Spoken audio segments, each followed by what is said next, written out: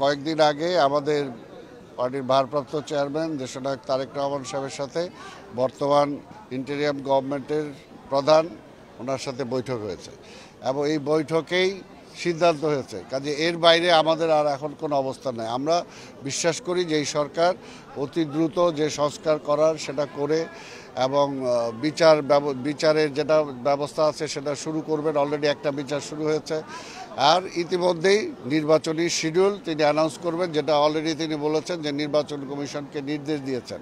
কাজে এখন জাতীয় নির্বাচনের আগে অন্য কোনো স্থানীয় নির্বাচন হওয়ার কোনো সুযোগ নেই। না, প্রচারণার বিষয় শোনা, আমি একজন যেহেতু আশা করি একজন প্রার্থী, সেই কারণে আমরাও চাই যে যাতে কালো টাকার প্রাধান্যটা না আসে, কেউ অতিরিক্ত টাকা খরচ করে যাতে নির্বাচনে বিজয়টাকে ছিনতাই করতে না পারে, সেটার জন্য যতটুকু কৃচ্ছতা সাধন করা দরকার সেটা করতে হবে।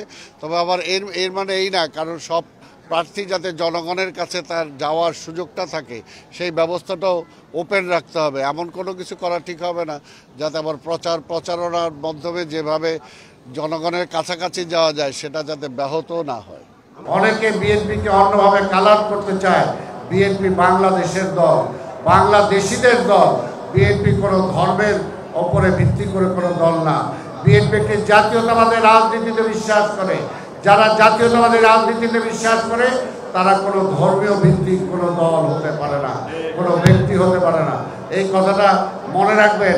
আমরা সেই রাজনীতি করি যে রাজনীতিটা বাংলাদেশে আজকে হিন্দুরা যদি পিছায় থাকে, খালি মুসলমানরা আগালে দেশটা আগাবে না।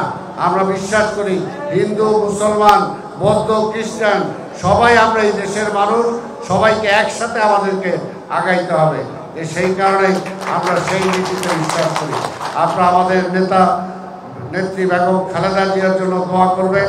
অবশ্যই আমি বিশ্বাস করি আপনারা দোয়া করেছেন।